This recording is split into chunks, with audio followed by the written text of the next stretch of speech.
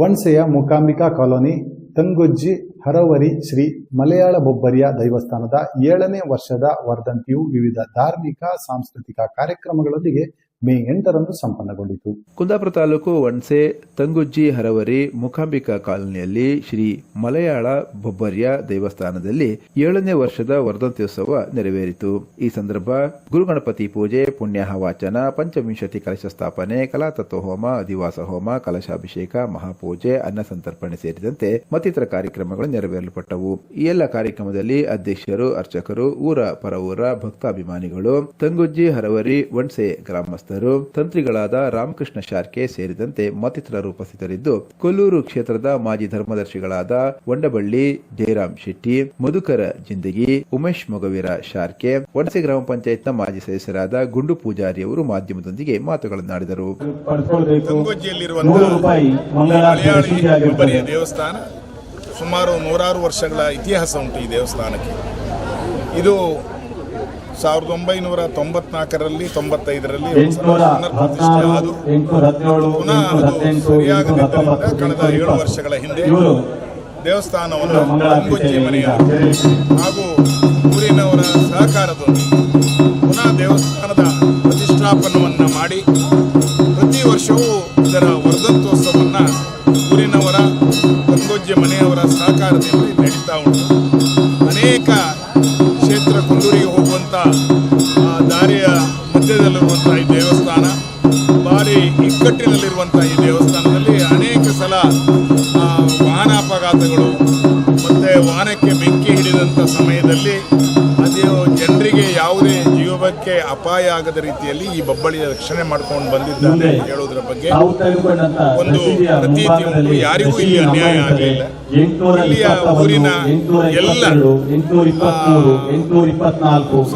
ಪರದೇಶದಲ್ಲಿದ್ರು ಅಥವಾ ಹೊರ ಊರಿನಲ್ಲಿದ್ರು ಈ ದೇವಸ್ಥಾನದ ಈ ವಾರ್ಷಿಕೋತ್ಸವಕ್ಕೆ ಬರ್ತಾರೆ.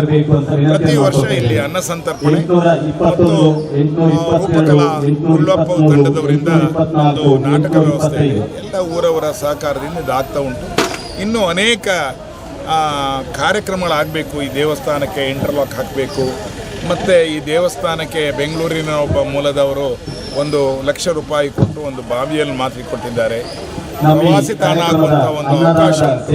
ಹಾಗಾಗಿ ಇದರಲ್ಲಿ ತಿರುಗುವಂಥ ಕೊಲ್ಲೂರು ಮಂಗಳೂರಿಗೆ ತಿರುಗುವಂಥ ಭಕ್ತಾದಿಗಳು ಈ ಮಲಯಾಳಿ ಬೊಬ್ಬರಿನಲ್ಲಿ ಬಂದು ಪ್ರಾರ್ಥನೆ ಮಾಡಿಕೊಂಡು ಹೋಗಬೇಕು ಅಂತ ಹೇಳಿ ಸಾರ್ವಜನಿಕ ಪರವಾಗಿ ಇಲ್ಲಿ ಕೇಳಿಕೊಳ್ಳುತ್ತಾ, ನಾನು ವಂಡಬಳ್ಳಿ ಜಯರಾಮ್ ಶೆಟ್ಟಿ, ಕೊಲ್ಲೂರು ದೇವಸ್ಥಾನದ ಮಾಜಿ ಧರ್ಮದರ್ಶಿ, ಉದಯ ಪೂಜಾರಿಯವರು ಇವರು ಇಲ್ಲಿಯ ತಾಲೂಕು ಪಂಚಾಯತಿನ ಮಾಜಿ ಸದಸ್ಯರು, ಸತೀಶ್ ನಾಯ್ಕ್ ಇವರು ಆಡಳಿತ ಮುಕ್ತೇಶ್ವರ ಮನೆಯ ಒಬ್ಬ ಪ್ರತಿನಿಧಿ. ಅದೇ ರೀತಿಯಲ್ಲಿ ಎಲ್ಲರ ಸಹಕಾರ ಇದ್ದರೆ ಮಾತ್ರ ಈ ದೇವಸ್ಥಾನ ಅಭಿವೃದ್ಧಿಯಿಂದ ಆಗ್ತದೆ ಅಂತ ಹೇಳುತ್ತಾ ನನ್ನ ಮಾತು ಮುಗಿಸ್ತೇನೆ. ಇದು ಈ ವರ್ಷ ಇದು ಬೊಬ್ಬರಿ ಅಂತೇಳಿ ಹೇಳಿದ್ರೆ ಸಾಮಾನ್ಯ ಬೊಬ್ಬರಿ ಅಲ್ಲ, ಇದು ಭಯಂಕರ ಕಾರಣಿಕ ಬೊಬ್ಬರಿ. ಏನಕ್ಕಂದ್ರೆ ನಾವು ಶಾಲೆಗೆ ಹೋಗ್ತಾ ಇರುವಾಗಲೇ ಇದ್ರ ಮೈಮೆ ಎಲ್ಲ ನಾವು ತಿಳಿದವರು. ಈ ವರ್ಷ ಅದೇ ವರ್ಷ ಪ್ರತಿ ಆವಾಗ ಒಂದು ದೇವಸ್ಥಾನ ಆಗದೆ ಆಮೇಲೆ ಇವರೆಲ್ಲ ಇಲ್ಲಿಯ ಸಾರ್ವಜನಿಕರೆಲ್ಲ ಒಟ್ಟಾಗಿ ಇಲ್ಲಿಯ ಸ್ಥಳೀಯರೆಲ್ಲ ಒಟ್ಟಾಗಿ ದೇವಸ್ಥಾನ ಮಾಡಿ ಒಂದು ಚಂದ ರೀತಿಯಲ್ಲಿ ಮಾಡಿಕೊಟ್ಟಿದ್ದಾರೆ ದೇವಸ್ಥಾನ. ಈಗ ಆಗ್ತಾ ಇದು 7ನೇ ವರ್ಷದ ವರ್ಧಂತೋತ್ಸವ ಇವತ್ತು ಒಳ್ಳೆ ರೀತಿಯಲ್ಲಿ ನಡೀತಾ ಇದೆ. ನಾನು ಊರಿನ ಒಂದು ಯುವಕರಿಗೆ ಏನು ಹೇಳ್ತೇನೆ ಅಂತೇಳಿ ಅಂದರೆ, ಇನ್ನೂ ಧಾರ್ಮಿಕ ಕಾರ್ಯಕ್ರಮಕ್ಕೆ ನಮ್ಮ ಊರಿನ ಯುವಕರು ಇನ್ನೂ ಜಾಸ್ತಿ ಬರಬೇಕು. ಈ ವರ್ಷ ಇನ್ನು ಒಂದು 2-3 ವರ್ಷದಿಂದ ನಾವು ಪ್ರೋಗ್ರಾಮನ್ನು ಒಳ್ಳೆ ರೀತಿಯಲ್ಲಿ ಮಾಡ್ತಾಯಿತ್ತು, ಸ್ವಲ್ಪ ಚೆಂದ ಕಾಣಿಸ್ತಿತ್ತು. ಇನ್ನೂ ಅಷ್ಟೇ, ಈಗ ಮುಂದಿನ ವರ್ಷವೂ ಅಷ್ಟೇ, ಈಗ ಜನಗಳ ಕೊರತೆ ಆಗ್ತಾಗ ನಮ್ಮ ಇಲ್ಲಿಯ ಯುವ ಪೀಳಿಗೆಗಳು ಜಾಸ್ತಿ ಇದಕ್ಕೆ ಇನ್ವಾಲ್ವ್ಮೆಂಟ್ ಇದ್ದ ಈ ದೇವರ ಕೃಪೆಗೆ ಪಾತ್ರರಾಗಬೇಕಾಗಿ ನಾನು ಕೇಳಿಕೊಳ್ತಾ ಇದ್ದೇನೆ. ಇದು ಭಯಂಕರ ಕಾರಣಿಕ ದೇವಸ್ಥಾನ. ಇದು ಎಲ್ಲ ವರ್ಷವೂ ಇನ್ನು ಮುಂದೆ ಒಳ್ಳೆ ತುಂಬ ಭರ್ಜರಿಯಾಗಿ ನಡೀಲಿ ಅಂತ ಹೇಳಿ ನಾನು ಪ್ರಾರ್ಥನೆ ಮಾಡ್ಕೊಳ್ತೀನಿ.